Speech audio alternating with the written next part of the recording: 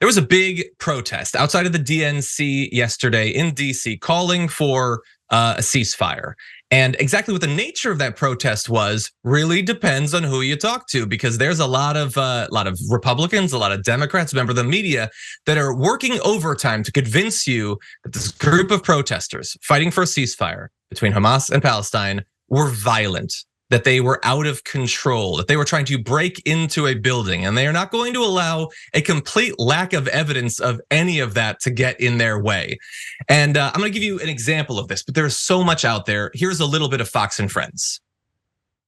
They say that they just showed up, peacefully linked arms in front of the entrance to the DNC, and that the police just started to attack them. As you can see from the video and from Congressman Brad Sherman, a Democrat, who says that the protesters attacked the police and pepper sprayed them even. So there's two sides to this story, but the video, I think, tells the facts.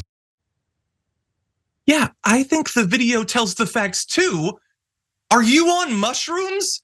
They say they just locked arms and got attacked, but others say they pepper sprayed. The video you are literally talking over shows them locking arms and being attacked by the cops, or at least roughed up by the cops. It does not show, and I watched that video so many times, any violence from a protester towards a member of the police. It shows people engaging in, yes, perhaps illegal civil disobedience. But the fact that it is disobedient or that it is illegal does not by its very nature make it violent. And you just playing video that doesn't show what you're saying over and over again is never going to make it violent. We've got a lot more, but I can see how worked up you are, Mondale. What do you think?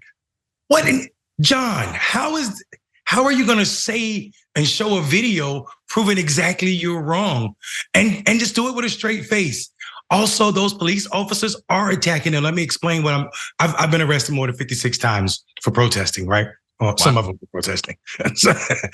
but what police officers know is once you lock arm and then they start rocking back and forth, they're inflicting some serious pains on people, joints, especially those who are smaller or in the middle. You have all this force of going back and forth, and you see the officers doing it in like not being sync. That you're creating some serious pressure on both sides of those arms, trying to break the links of those chains. That is absolutely some type of form of violence. Yes, civil disobedience is like what I guess the world call it illegal, but it's also, has a rich history in this country. We were being the Tea Party, not the one that we were just talking about, but the Tea Party that got us free from Europe was civil disobedience. So it is absolutely disgusting when we turn people in this conversation into what they're doing with this video and what they were saying.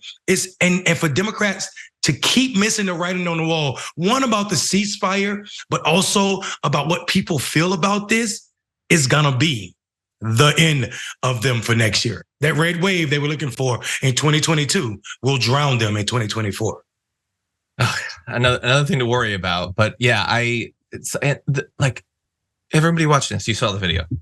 We can play it again if you want. We've got it queued up. It doesn't show what they're saying. He's literally talking over it. And the thing that, God, it just makes my blood boil, is I know there's so many people watching the original broadcast of that, like, yeah, that's them being violent. Look at them roughing up those cops. Look at that. And oh, by the way, all of those Republicans watching that are like, yeah, it's bad to rough up cops. It's bad to attack cops. They didn't care at all on January 6th, but all of a sudden, the non-roughing up of the cops is the worst thing you could possibly do.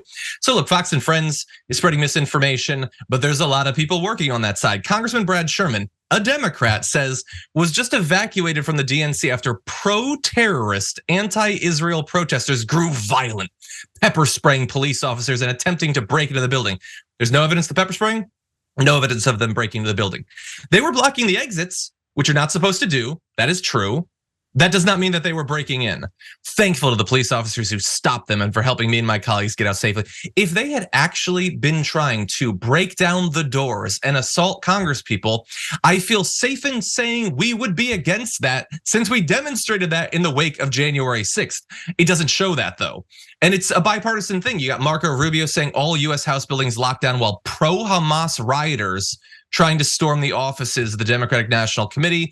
The US Capitol Police are saying that 6 officers were treated for injuries ranging from minor cuts to being pepper sprayed to being punched. Look, I cannot say that in that big scrum that nobody threw a punch. But it clearly, all of the video evidence shows that whatever violence there was, the overwhelming majority of it was police officers trying to break up the protest.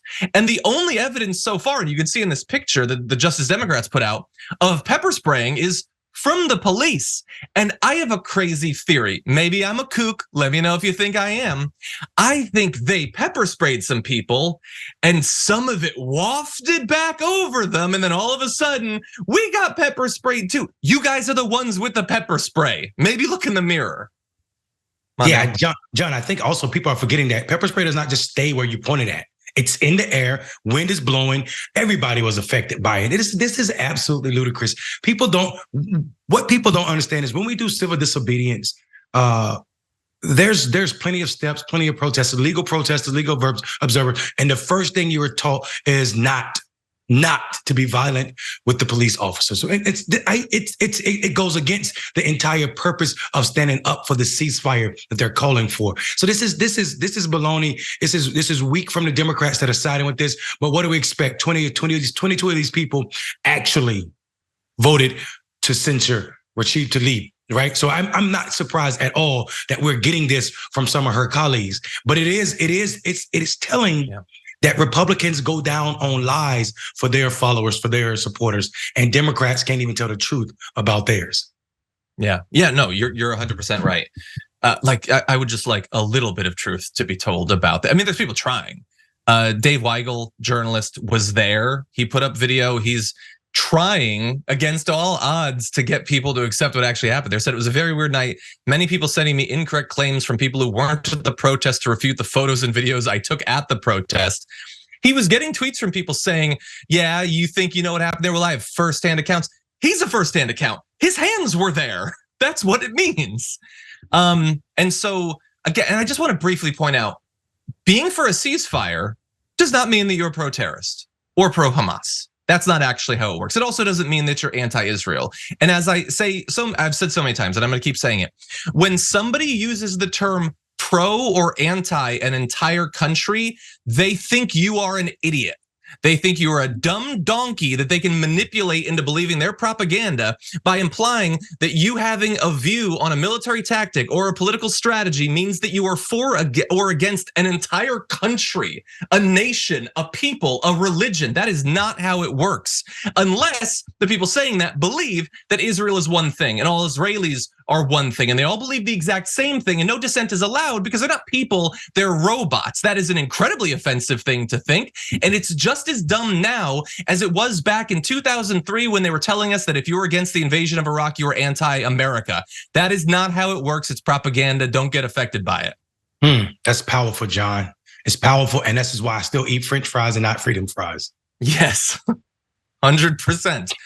By the way, I want to read a statement from Eva Borgward, if not now, national spokesperson, because they were involved in the protest, saying, as protesters engaged in a moral act of nonviolent civil disobedience outside of the building, police charged at protesters and attacked them without giving any warning or order to disperse. The police pepper sprayed us, pulled them by the hair, and throwing them down the stairs. That is actually on the extended video, resulting in over 90 injuries to protesters. Goes on to say, we are horrified to see elected officials like Brad Sherman, Marco Rubio, and Speaker Mike Johnson spread misinformation and accuse Jewish activists of being anti-Semitic, pro-Hamas, especially since many of our members are grieving Israeli loved ones who were killed on October 7th. It is offensive, hurtful, and dangerous. These leaders should apologize and retract their dangerous and hurtful statements. I do not expect that is going to happen. But while we wait, I suppose you can go to ceasefiretoday.com for a variety of different ways that you can, have your voice be heard on this topic. These protests are certainly a way. There's probably protests near you. Feel free to participate in them, but there's other ways as well. Mondale, they just lie. They just constantly, and I hate it. And what happens, John, in those lies is we're going to eliminate, we're going to otherize those 90 people who are actually injured. Right? Yeah. That will never be mainstream. That will not be the conversation. And also there should have been warnings. You don't just walk up to people and grab people and snatch them by hair. All of this is violent. And I bet you there are videos to show and support this. The problem with this is this country does not care about facts or what you can support. Yeah. It goes by what people are feeling at this moment. And here's a tragedy that no one is talking about. There are so many people, as just like, these are people who are Israelis, Jewish people out here protesting and calling for a ceasefire, and they were being attacked by police officers and also being saying they're pro-Hamas, just as you just said. This idea that you can't exist in a different space. You have to support Benjamin Netanyahu's government, who the people of Israel were already pissed off at anyway and about to do away with before October 7th. Now, if you criticize the same guy, the same government, Bibi's government, then you have a problem. You are anti-Semitic. And that is not fair to Israelis. One, those on how they feel differently than Bibi's government. And two, those who are, like you said, diverse in thinking about all of the politics of this government in general, man. And I think the biggest part about this is America sitting silent. The president of the United States refusing to say ceasefire is necessary. As we see thousands and thousands of people, it takes 45 minutes. Not me and my stumbling Arabic language. It takes 45 minutes for a well-spoken Arabic person to say every child's name that died before their first birthday. That's how many kids have died. It would take 45 minutes to sit and read those names. That's how many kids under the age of 1 have died. And it is ridiculous that we can't even say that it's time out. We need a timeout, a humanity timeout to address what's happening in Gaza right now. That's a great point. And, because things aren't changing, is it going to be 46 minutes in a couple days, 47 minutes, 48 minutes? The clock is ticking.